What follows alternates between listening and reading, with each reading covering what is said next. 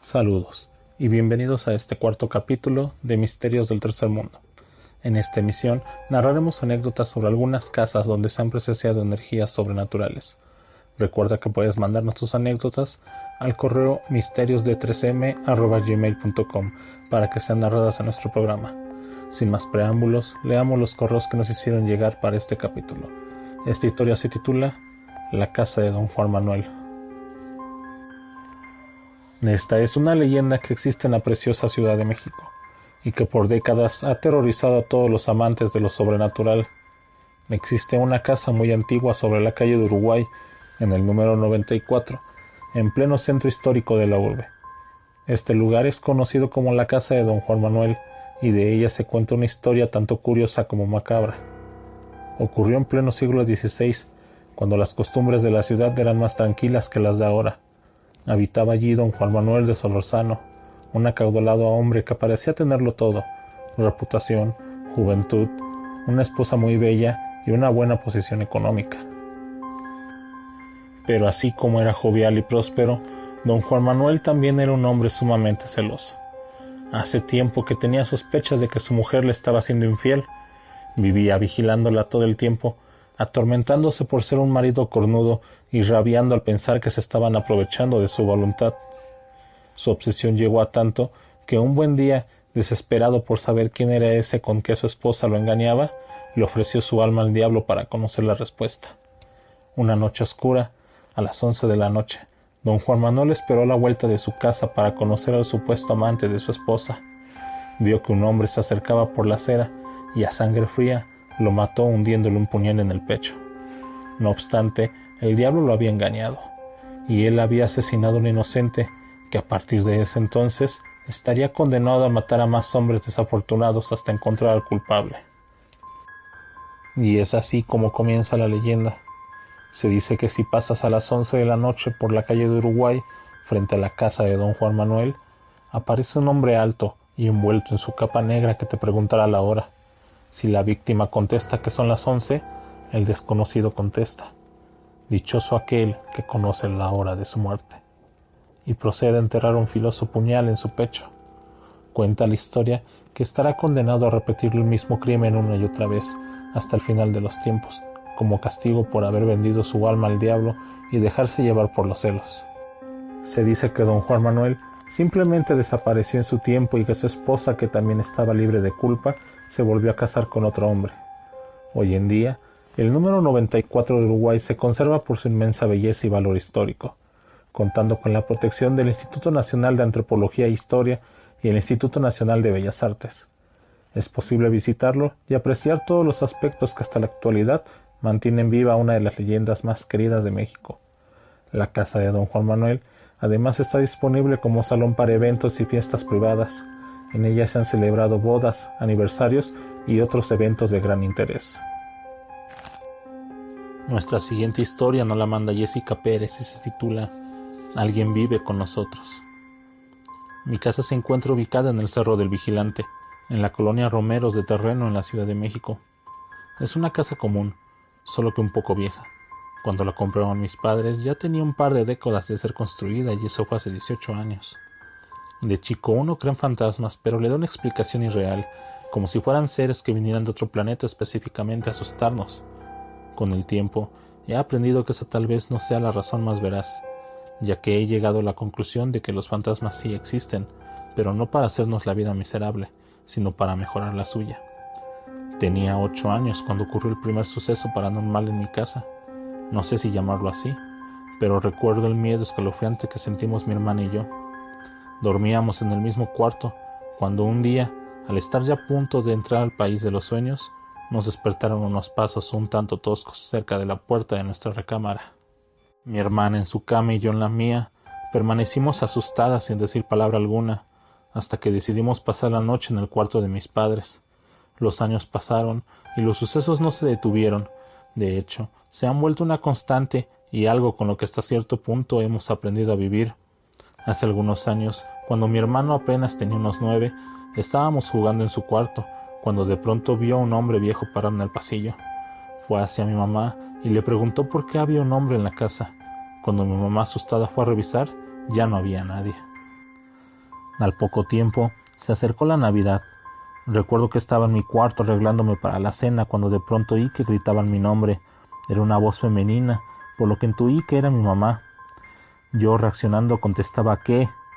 Después de 3 veces de que me gritaron, me harté y salí a buscar a mi mamá para ver qué era lo que quería, y resultó que nadie me había llamado. Esa misma Navidad, toda mi familia se encontraba sentada en la sala y la puerta estaba abierta. Mi hermana vio pasar un hombre vestido de blanco y se desconcertó, pero pensando que era una alucinación, decidió no hacerle caso. Casi inmediatamente después su mirada se juntó con la de mi tía, quien había visto la misma imagen en ese mismo lugar. Por otra parte, hace apenas unas semanas me encontraba muy preocupada buscando un libro.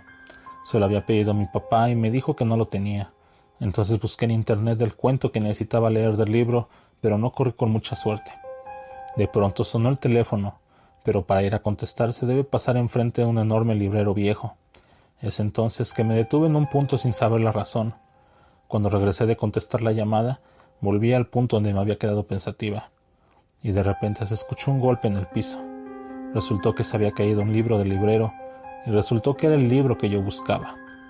Todas estas historias son reales, y ha pasado tanto tiempo desde que nos mudamos que me he acostumbrado a la idea de que alguien cohabita con nosotros. Quizás es alguien muy culto que lee en sus ratos libres, o tal vez sea alguien que vivía en lo que ahora es mi casa, que simplemente merodea en sus pasillos en busca de tranquilidad, escapando un poco, quizás, del ajetreo del mundo espiritual. Nuestra siguiente anécdota se titula El espíritu de la abuela. Esta historia me pasó hace poco menos de un mes. Todo empezó un lunes por la mañana. Me encontraba desayunando tranquilamente cuando de repente empecé a escuchar música. Lo más extraño fue que el sonido venía del estéreo que estaba junto a mí, pero yo no lo había prendido. Como el aparato puede programarse para que se prenda a cada determinada hora, no le di tanta importancia y lo apagué. El día transcurrió y regresé de la escuela. No le dije nada a nadie ya que no se me hizo importante. Al día siguiente, por la noche, me encontraba platicando con la computadora cuando recordé que tenía que hacer la tarea, por lo que subí a mi recámara por mi agenda. Al pasar junto a la recámara de mi hermana escuché música. Como mi hermana suele dejar su música aunque ella no esté en su recámara, entré y lo apagué. Bajé a la sala y le avisé a mi hermana que había dejado su música puesta y que se lo había apagado. Pero ella al escuchar me dijo, «Pero yo no he subido. No pude haber dejado nada prendido». Al ocurrir esto, decidí contarle bien todo a mi mamá y a mi hermana, incluyendo lo del día anterior, a lo que mi hermana dijo despreocupada y espontánea, «Seguro es el espíritu de la abuela». La abuela murió en esa misma casa en noviembre del año pasado, un día antes del cumpleaños de mi hermana. Al día siguiente, cuando estábamos desayunando, el estéreo del comedor volvió a prenderse solo. Mi mamá se asustó un poco, pero decidimos que lo mejor sería desconectar todos los aparatos eléctricos, y si se llegaban a prender sin corriente, entonces nos empezaríamos a preocupar. Después de eso, al día siguiente las luces de la casa se prendían y se apagaban solas. A veces se escuchaban pasos en las recámaras cuando no había nadie arriba. Pensábamos que posiblemente mi abuela se trataba de comunicar y no podía descansar en paz. Mi mamá decidió traer a un cura para bendecir la casa y darle descanso eterno a mi abuela. Después de ese día, muy raras veces fueron las cosas que nos pasaban como antes. Como que se prendía el estéreo solo o la televisión.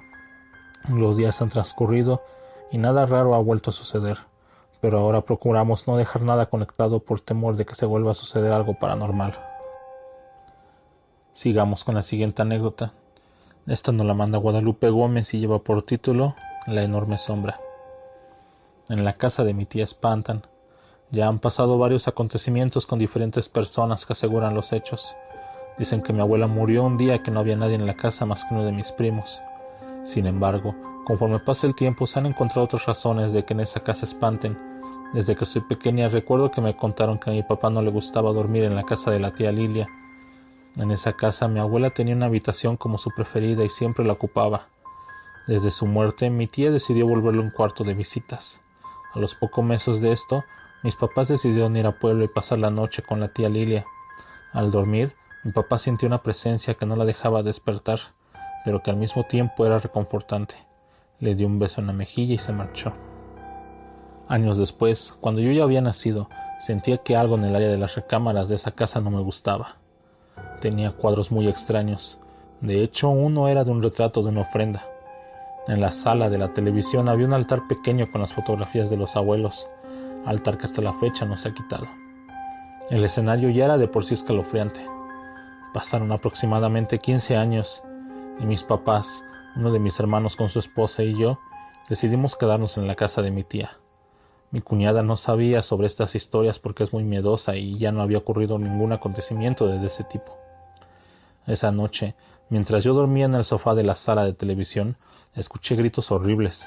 Inclusive pensé que estaban asaltando a alguien en la calle. Del susto corrí al cuarto donde dormían mis papás.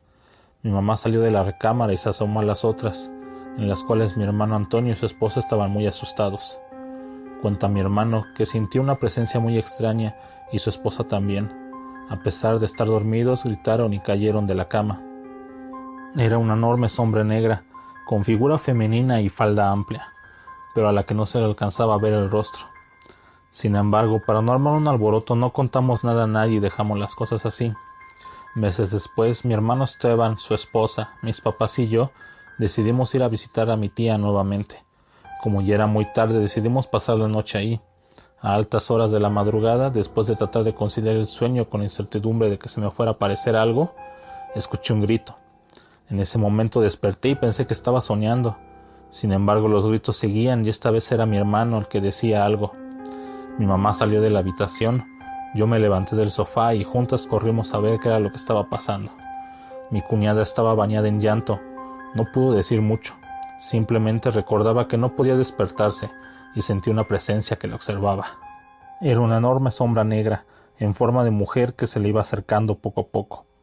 Como mi hermano no creía mucho en eso, no hizo caso a la situación y siguió durmiendo. Obvio que para mí era imposible volver a la cama y dormir.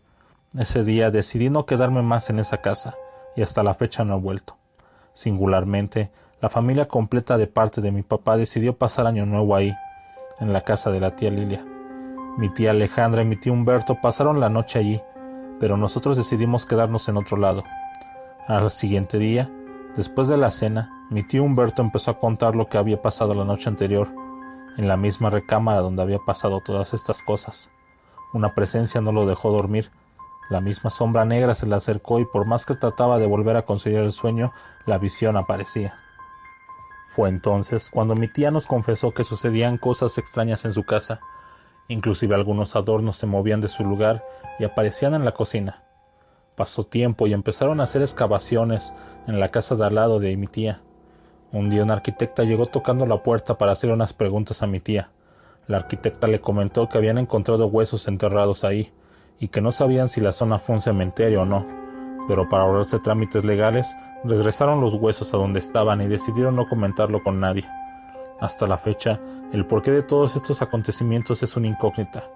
Lo gracioso es que casi todos quienes se les ha pasado algo no son de la familia directa, sino sus esposos o esposas.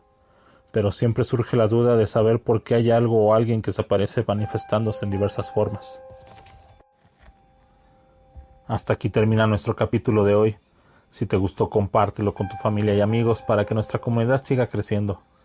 No olvides seguirnos en nuestra página de Facebook, Misterios del Tercer Mundo.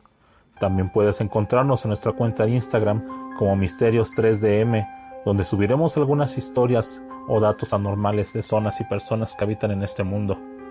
Puedes mandarnos también tu anécdota al correo misteriosd3m@gmail.com, donde tus anécdotas serán contadas en este programa. Mi nombre es Daniel Vega y muchas gracias por acompañarnos en otro capítulo más de Misterios del Tercer Mundo. Hasta pronto.